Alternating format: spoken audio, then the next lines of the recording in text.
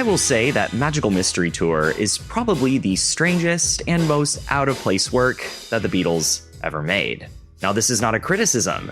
That is what I love about it. It may even be my favorite Beatles LP of all time, and its release, along with the made-for-TV movie of the same name, really contextualizes where the Beatles and where even much of the world was at the time. They were directionless. It was a period of uncertainty, and they didn't really know where they were headed in life. They just knew that the Magical Mystery Tour was coming to take them away, and much of that mystery still lives on today. Your grandfather has ripped you. There are several, but the mystery I want to focus on today comes from the record's cover. We of course have our Fab Four in their iconic and quite terrifying animal costumes, which were featured in the film. Now, Beatles' wardrobe has a bit of a reputation for being very recognizable, iconic enough for them to even represent distinct eras throughout the band. Magical Mystery Tour is no exception. But when it comes to their modern presence, it is a whole other story. What happened to the Magical Mystery Tour costumes? Unlike the outfits from Sgt. Pepper, the Help film, or the Please Please Me era, which are often put on display at museums or kept in private estates, Magical Mystery Tour's outfits are nowhere to be seen. Even the most niche and undiscussed Beatles artifacts are typically sold at an auction or put on display somewhere. But no, since the record's release in 1967, the whereabouts of these animal costumes are completely unknown, and no public documentation of whatever happened to them afterward is known to have survived. It is uncertain if even Paul and Ringo themselves know. This has led to an, albeit small, but still thoroughly researched online manhunt, trying to get to the bottom of this mystery. And hopefully with this limited information, alleged testimonies, and historical archives at our disposal, we can properly track down these iconic costumes to be preserved in all their glory.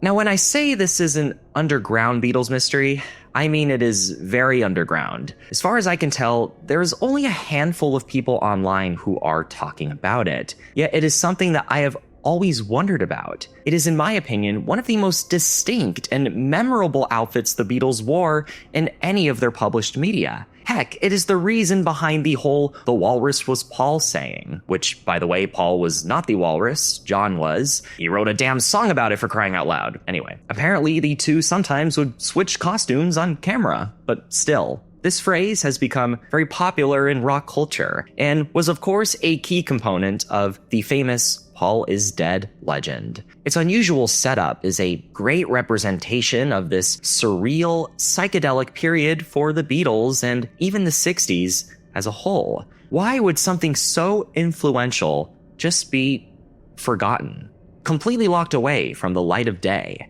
Well, we can better understand these strange circumstances when we take into account the rather unpredictable, disillusioned making of Magical Mystery Tour itself. Now, the entire story of Magical Mystery Tour will be its own separate video, as it's incredibly fascinating. So for now, I will mostly just be talking about the overall design and set dressing of the film and the record cover. The Magical Mystery Tour project aimed to continue the psychedelic experimentation the Beatles started dabbling in around the time of Rubber Soul, which they further picked up with Revolver, which was then really catalyzed by the popularity of Sgt. Pepper's Lonely Hearts Club Band. In fact, much of the project's titular song was recorded prior to the release of Sgt. Pepper. However, the song's creation was also a bit directionless, and Paul, the main creative force behind it, wasn't sure what else to do with it. Him and the band just knew that it wasn't finished and that it needed something. So they continued their focus on Sgt. Pepper and some of their other singles in the meantime, shelving the project for nearly 5 months. In August of that same year, everything would change.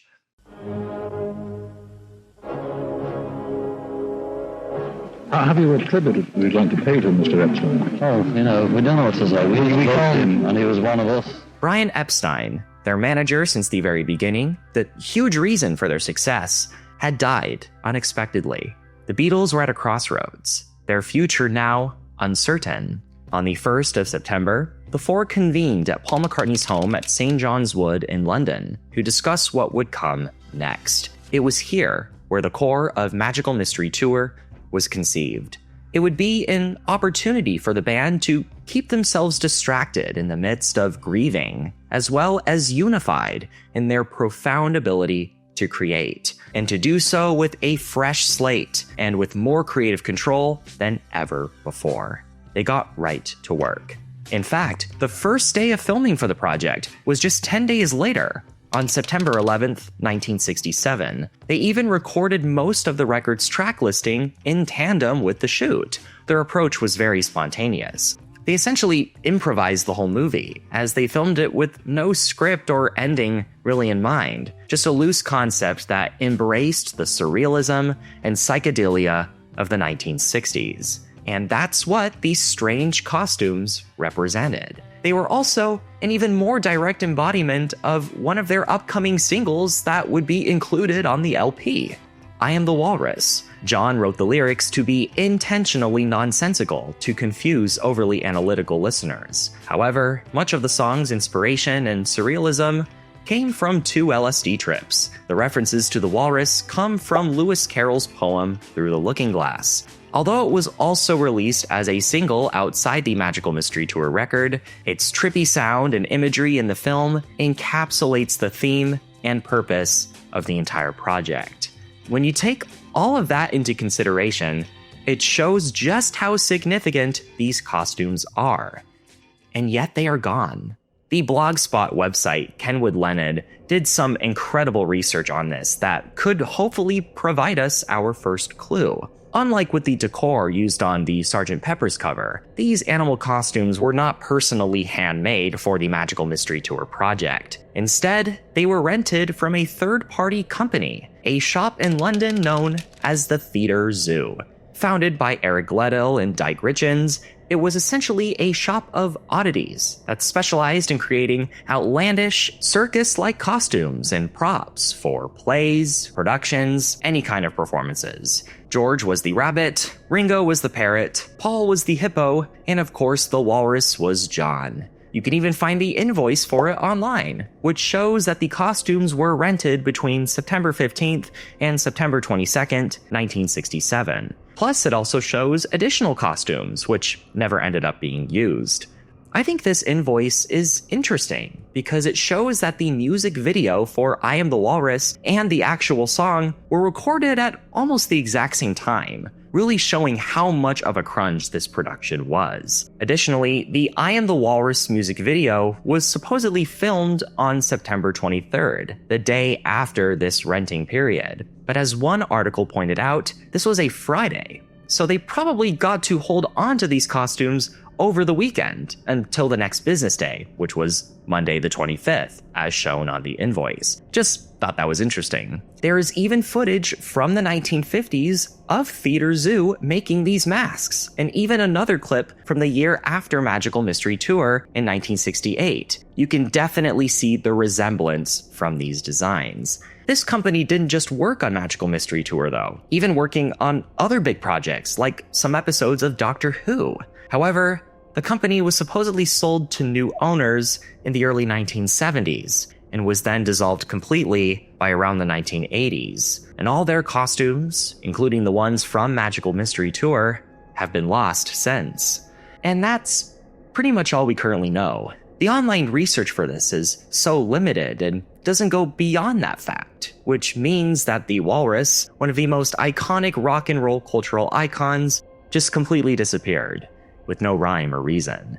This is especially puzzling when you remind yourself that this is one of the most documented bands in history, yet there's a story here that's clearly both unfinished and untold. As I was confronted with this abrupt dead end while writing this video, it kind of made the whole thing feel like a nothing burger. There's so little about it.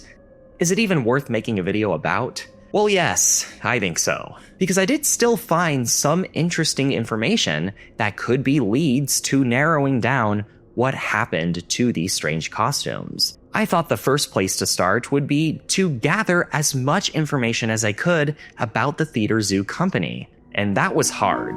Now, Theatre Zoo was located on St. Martin's Lane in London. There's very few public photographs of the building that exist. but there is one drawing of it done by artist John Griffiths back in 1959, and you can definitely see a resemblance to the Beatles masks just based on this drawing.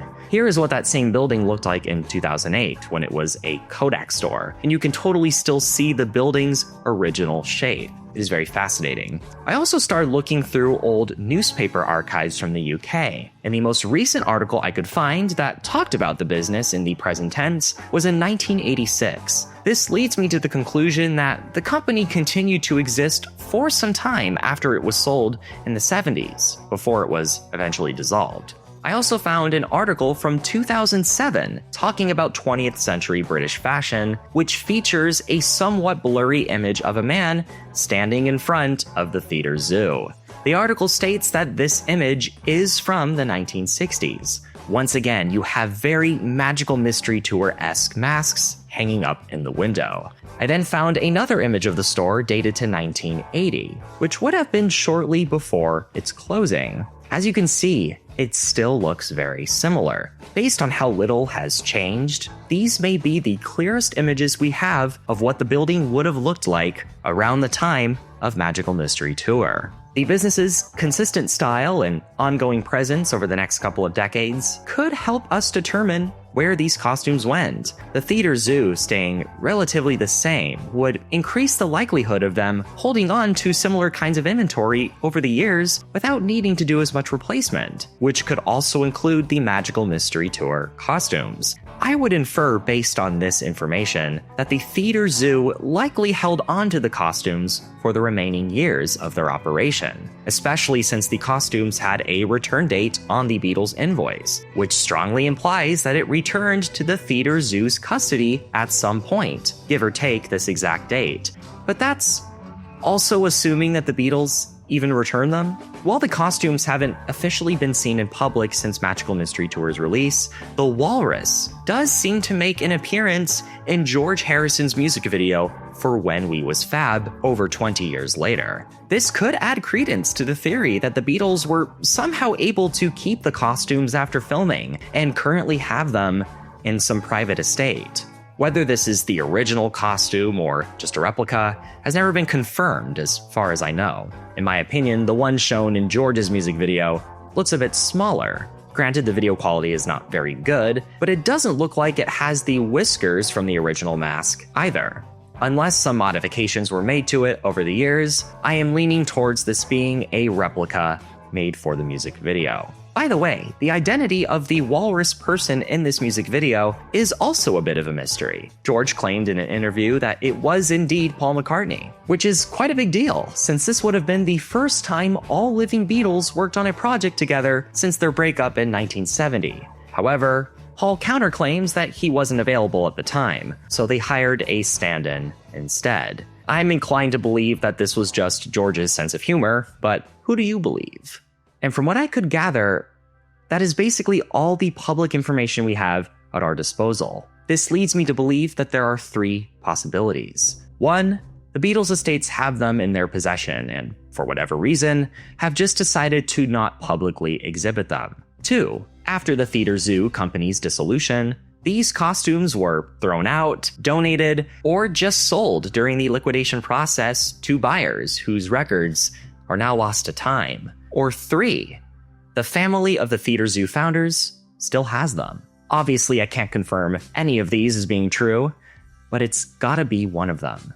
And interestingly, the comment section of Ken Woodlennon's blog page has a post from an anonymous user claiming to be the grandchild of Theater Zoo owner Eric Gledhill, who states that they have none of the costumes. They also mentioned that Gledhill's business partner, Dyke Richens, had left the company sometime in the late 1950s, so I would argue his family most likely doesn't have the costumes. If this unknown person really is who they say they are, which it's a very specific thing they'll make up, then this may rule out possibility 3 entirely. Perhaps some of rock and roll's most famous costumes are in the custody of some old Theater Zoo employee, in the back of some dark, dusty warehouse, or at the bottom of a landfill. At any rate, I would like to know. And based on this intensive research that is readily available online, it's clear other people want to know too. I hope that talking about it can get the ball rolling with an online search that can resurface these artifacts of the Beatles' turning point and swinging 60s British culture as a whole. But maybe it's better that we don't know, because it's a bit poetic that way. It definitely coincides with the overall theme of Magical Mystery Tour, to just sit back and experience something. A journey that's not about the destination, but is visceral. It's only about how it makes you feel. Just like that feeling you get when confronted with a little mystery. You don't know where it's going, but it's coming to take you away. If you would like to see more Beatles-related content, well, you come to the right place. Please subscribe for more, and let me know what you'd like to see next in the comments below. Thank you for watching, everyone.